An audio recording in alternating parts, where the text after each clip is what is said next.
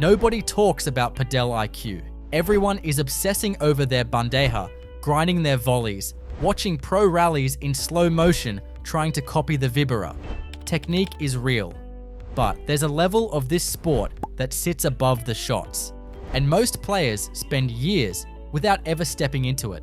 You don't need faster hands to get there. You don't need more court time. You just need to see the game the way smart players see it.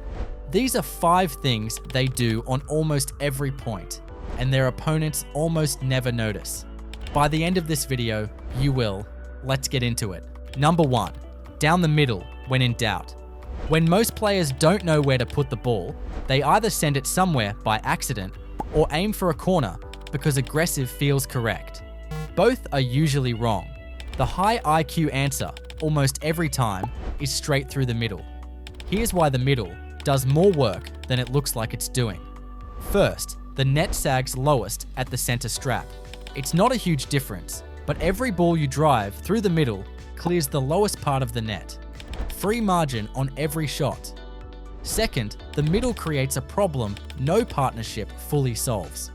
When a ball flies at the seam between 2 players, someone has to decide, under pressure, whose ball it is. Even pairs who've played together for years have that half second of hesitation where one defers to the other at exactly the wrong moment.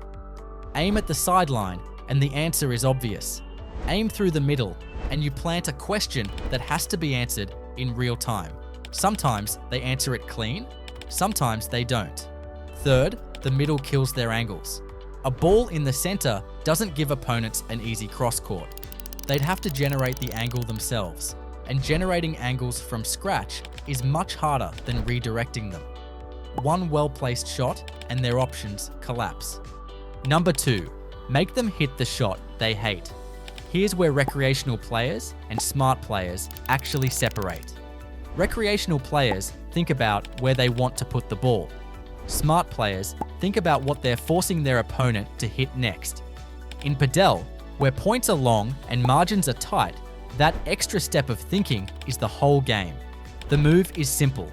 Find what your opponents don't want to hit, then hit it there over and over. For most club players, that's the backhand. The backhand bandeja is the shot people avoid drilling because it's uncomfortable, so attack it. Same player, same side, ball after ball, until they either prove they can defend it or they crack trying. If one player on the other side is clearly the weaker of the two, that player gets the ball. Not sometimes, most of the time. The other pair is running the same math on you, whether they realize it or not. The pairs who realize it are the ones winning. If both opponents are roughly the same level, look for the one who's out of position, the one who just got pulled wide by the last ball, or the one who lobbed and hasn't fully recovered to the net yet. Their balance is off. Their paddle is somewhere it shouldn't be. Hit to them. The out of position player is, in that split second, the weaker player on the court. Stop thinking about your shot. Start thinking about their shot. And if you want to seriously level up your paddle game, check out the Paddle Master Pack. It's a bundle that includes the Elite Player Guide, packed with technical and tactical breakdowns, drilling routines you can actually use, and a lot more. There's also the Road to Pro Guide, showing you what it actually takes to compete at a professional level, a full 7-day fitness program built specifically for paddle players, and a recovery and injury prevention routine to keep your body in the game. Hundreds of players have already used this pack to sharpen up. Grab yours through the link in the description. Now let's keep going. Number 3, change the speed before they get used to it. Rhythm is your enemy, not yours, theirs. The second your opponents lock into a rhythm during a rally, they stop reacting to your shots and start predicting them. They're comfortable. And a comfortable opponent in Padel is the version of that opponent that beats you. The smartest thing you can do when a rally is settling into a pattern is to break it before they finish adjusting to it. Here's what that looks like. You've been trading bandejas back and forth for 6 or 7 balls. Same height, same pace, controlled. Their brain is dialed in for that speed. Then, without warning, you throw a chiquita, a short, low ball that dies at their feet. Because their whole system is still calibrated for high and slow, they're late. Their reset is bad. The ball pops up. You win the point. Not because the Chiquita was untouchable, but because the contrast pulled the rug out from under them.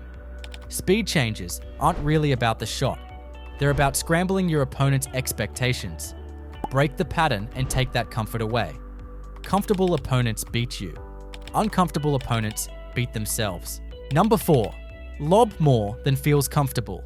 Here's a shot almost every club player owns, and almost none of them use enough. The lob. Ask most players what a lob is for, and they'll tell you it's a defensive shot. Something you throw up when you're in trouble. The lob is not a defensive shot. It's one of the most aggressive weapons in Padel, and the reason is simple. Whoever holds the net controls the point. That's just how the sport works. And there is no faster, more efficient way to take the net away from your opponents than a good lob. Think about what happens when you hit one well. Your opponents were up at the net dictating the rally. One clean lob over their heads, and now they're both retreating, backpedaling toward the glass, watching the ball drop behind them. If they let it bounce, they're now defending from the back. If they try to take it out of the air, they're hitting a rushed bandeja that gives you an easy ball. They were on offense. Now they're on defense. And you didn't have to hit a winner to do it. The players who use the lob, well, don't wait until they're desperate. They lob when the rally is neutral. They lob when opponents are creeping too tight to the net.